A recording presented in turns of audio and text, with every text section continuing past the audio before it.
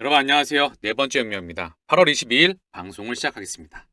한국은행이 기준금리를 동결했습니다. 3.50, 13회 연속 동결하였다.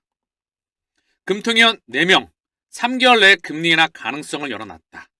지난달 2명 증가해서 4명이 3개월 내에 금리 인하 가능성을 열어놨고 금리 동결은 전원일치로 결정되었다.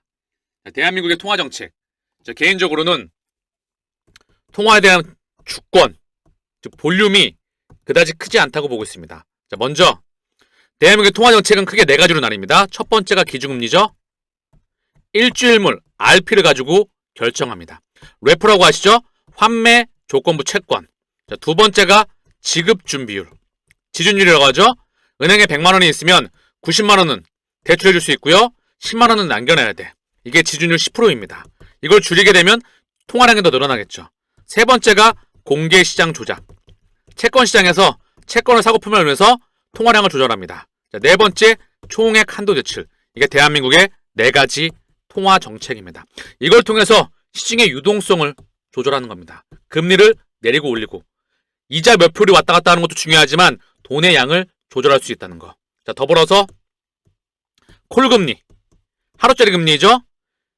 CP금리, 3개월물 CP, CD, 무기명 양도성 예금 증서. 이게 3개월짜리 91일물입니다. 자, 그 다음 1년째 통화안정증권, 통한채금리라고 하죠. 자, 그 다음 3년째 국고채 회수채금리. 그 다음 바로 예대금리와 연결됩니다. 이게 다시 한번 기준금리와 연결되게 되죠. 서로 연관받으면서 움직이는 통화 시스템입니다. 자, 그렇다고 한다면 이 각가지 시스템의 분산 원장을 통해서 바로 다시 한번 블록체인이 입혀지게 됩니다. 그래서 예금 토큰화가 진행되고 있죠. 여기에 중요한 역할을 하는 자체 유틸리티 토큰, 바로 푸네리티가 있습니다. 얘는 다시 한번 BIS, 국경과 결제 상호 운영성 확장화 테스크에 들어가 있죠. 이 모든 시스템에 새롭게 통화 시스템이 재설정됩니다. 자, 그렇다고 한다면 지금은 통화 문명에 대한 확장에 있다. R3, 기업용 블록체인의 3대장, 이더리움 얼라이언스, 그 다음 하이퍼렌처, 전부 다 실물경제 에너지를 블록체인만으로 옮겨오는데 중요한 역할을 합니다. 아시겠죠? 모든 중앙은행들의 장부가 하나로 연결됩니다. 분산 원장을 통해서 통합 원장이 되죠. 얘네들은 그 망을 통해서 실시간으로 이제는 멈추지 않고 365일 24시간 일주일 동안 가동되게 됩니다. 우리는 지금 이 혁명에 탑승하고 있죠. 그래서 4번째 혁명입니다. 거기 하나의 심장이 바로 블록체인 혁명이자 분산 원장의 혁명이기 때문에 돈의 혁명의 심장으로 들어가고 있습니다. 7월 FMC 의사록 공개가 되었습니다. 대다수가 9월 금리 인하가 적절하다는 의견을 피력하였다. 자, 이 금리 인하에 대한 시기가 이제 다가옵니다. 많이 못 내려. 찔끔 내리고 유지할 확률이 높겠지요. 어제 방송에서 말씀드렸죠? 1%를 단계적으로 0.25bp씩 0.25, 즉 0.1% 25bp씩 내리더라도 상관없어. 지금이 5.25에서 5.50이니까 4.25에서 4.50으로 1% 내려서 또 그 이상 살짝 내려도 상관없습니다. 그래서 기준금리와 동결되는 구간 동안에 두 번째, 금리를 살짝 내리고 동결되는 구간 동안의 시장은 파동을 그리면서 상승으로 전환될 거다. 그들이 그때 미디어가 동반되면서 대중의 참여를 또한 막을 겁니다. 허나 마지막에 금리가 급하게 들어갈 때가 있을 겁니다. 이때는 진짜 실물경제의 위기 시그널이다. 1번과 2번 구간에서 파동을 그리면서 상승으로 전환될 확률이 높다는 것을 일관되게 말씀드리고 있습니다. 비트와이즈 임원, 비트코인 현물 ETF 역사상 기관 투자 채택이 가장 빨랐다. 당연한 부분이겠죠. 기관들은 이쪽으로 들어올 수밖에 없습니다. 주식과 채권과 부동산과 원자재, 환의 에너지가 이쪽으로 대규모로 이동하고 있다. 비트코인 ETF를 채택한 국가보다 채택되지 않은 국가가 압도적으로 많다는 거. 지금 엄청난 물량들이 산적해 있다는 거. 엄청난 유동성이 현재 이 시장에 들어오기 위해서 기다리고 있습니다. 미칠 듯이 내가 팽창합니다. 은행, 증권, 보험, 자산운용, 연금과 기금, 해치펀드, 캐피탈, 저축은행, 얘네들이 물밀듯이 들어올 겁니다. 거기에 상장 기업까지 말입니다. 기관 투자자 올해 2분기 비트코인 가격 하락에도 현물 ETF를 매입하였다. 선수는 지금 끊임없이 매집을 한다. 지금 파는 게 바보죠. 블랙록, 이더리움 현물 ETF 누적 순유입이 10억 달러를 돌파하였다. 블랙록이 앞장서서 비트코인과 이더리움을 매집합니다. 그럼 뭐죠? 개수가 모아지게 되면, 완료가 되면 끌어올릴 겁니다. 달러의 주인장이 바로 블랙록의 첫 번째 선봉에 서 있습니다. 시장 환경 한 방에 정리가 되시죠? 큰 매크로 관 또한 지도를 그려드렸습니다. 범지구에 또는 대한민국에 이렇게 설명을 쌓으면 거의 손가락에 꼽습니다. 저는 거의 없다고 봐도 무방한다고 생각을 합니다. 금융경제와 매크로와 블록체인과 섹터별 대장과 산업과 주식과 이걸 총괄적으로 할 수 있는 사람은 사실상 존재하지가 않습니다. R&D에 기반해서 많은 시간 축적돼야 된다는 거. 47개국이 브릭스 연합에 가입할 준비가 되었다. 자, 많은 국가들이 브릭스에 가입할 준비가 되었습니다. 46개국이 브릭스 연합에 가입 의사를 표명하였다. 미국, 유럽, 일본을 기반으로 성장해 왔죠. 그 에너지가 브릭스, 오펙, 중동, 아프리카로 이전합니다. 그리고 여기에 파동이 커지가 되겠죠. 그리고 여기에 공동통화가 준비가 되고 있습니다. 금 기반에. 이게 리플렛과 연결이 예정되어 있어요. 그래서 보시면 러시아, 인도, 브라질, 중국, 남아프리카 공화국 대부분의 국가가 리플이 선점을 끝냈습니다. 이 망에 빨대를 꽂고 브릭스 페이망에 공동으로 연결이 되어 있다는 것. 그 망을 통해서 CBDC와 스테이블코인과 NFT와 RWA와 STO가 이동하게 됩니다. 한 번 더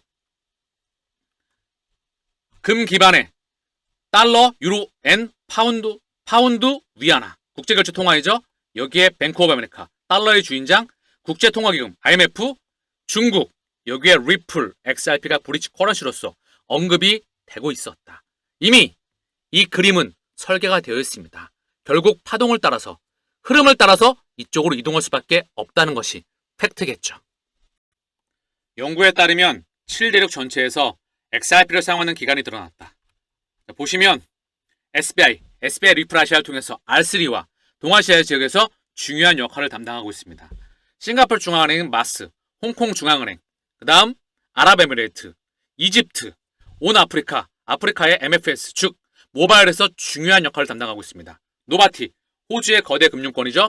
디지뱅크, 독일의 거대 금융권, 몬테네그로, 유럽연합 및 UK 페이먼트, 실시간망, 브라질에서 중요한 역할을 담당하는 페나스박, 그 다음 여기에는 다시 한번 콜롬비아의 또한 은행과도 연결이 되어 있다.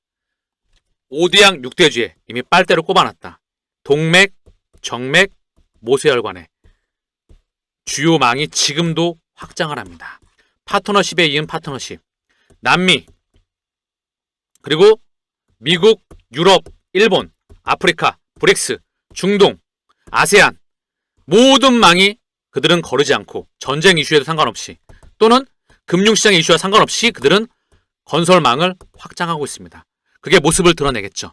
우리 곁에 모습을 드러냈을 땐 지금의 가격이 있지 않다는 거. 그게 바로 지금 똥가격일 때 다이아몬드 보석을 알아볼 수 있는 시간을 주고 있다는 겁니다. 그리고 결국 폭발이 나오게 되면 지금 매집하지 못했던 걸 땅을 치고 후약하겠죠. 그 미래는 정해져 있습니다. 스위스은행 즉시 결제 시스템을 도입한다. 은행업계 전반에 걸쳐서 즉시 결제가 출시되면서 스위스 소비자들은 이제 몇 초 이내에 결제를 보내고 받을 수 있게 되었습니다. 스위스에는 바로 BIS 국제결제은행이 있습니다. 금융에 있어서 상당히 중요한 역할을 하고 있는 스위스라는 거. 여기에 실시간 결제망이 도입된다. 상징적인 의미라는 거. 그 망에 있어서 XRP와 리플렛, ISO 2002, BIS가 핵심적인 역할을 한다. IMF와 함께 말입니다. 즉 리플과 XRP의 미래는 이미 100% 결정됐어. 이거는 연예인 걱정이야. 단 기다림의 시간이 필요한다는 거. 비트코인과 이더리움 또한 100% 끝났죠. 이더리움 또한 스마트 컨트랙트 대장입니다. 이번에 이더리움이 터져야 결국은 알트가 터지면서 개인들이 진짜 들어오는 완성장, 버블의 완성장이 마련됩니다. 그래야 세력들이 개인들에게 물량을 넘겨줘. 그래야 이 버블장이 끝나는 겁니다. 그러면서 CBDC와 스테이블코인과 새로운 돈이 도입되고 있는 걸 우리는 눈으로 목격하고 있는 겁니다. 지금의 지지부진한 시간, 자연스러운 과정으로 받아들이시기 바랍니다. 아마존 기준 20년 동안 2,000배였어. 허나 얘도 오랜 시간 동안 응축기를 거쳐서 한번 제대로 터지고 다시 한번 박스권 또 터지고 이 구간을 거쳐서 2,000배가 20년 동안 상승했던 거야. 10년 동안 1,000배가 결코 허언과 욕심이 아니라는 거. 지금은 4차 산업혁명 플러스 돈의 혁명입니다. 아시겠죠? 정신 똑바로 차리시고 지금의 일생일대의 기회를 잘 잡으시길 바랍니다. 오늘 방송 여기서 마치겠습니다. 감사합니다. 제가 드릴 말씀이 있어서 마이크를 다시 한번 켰습니다. 코인베이스를 이용하고 있었는데 갑자기 여권 인증을 하라고 하더니 여권 인증이 잘 안 되네요. 코인베이스 한국인 여권으로 안 된다는 말이 있던데 아는 게 있다면 알려주십시오. 자, 여러분들께서 코인베이스를 이용하고 계시면 이 현상에 대해서 혹시라도 해결하실 분이 있거나 아는 게 있다면 댓글로써 남겨주시면 무척 감사하겠습니다. 코인베이스 사용하신 분께서 말입니다. 저는 개인적으로 해외여권으로서는 바이낸스, 국내는 업비트, 빗썸, 코빗을 이용하고 있습니다. 자, 코인베이스 이용하신 분께서는 이 증상이 있거나 해결 방안에 대해서 아시는 분들이 있다면 댓글로서 남겨주시면 무척 감사하겠습니다. 자, 오늘 방송은 여기서 마치도록 하겠습니다. 감사합니다.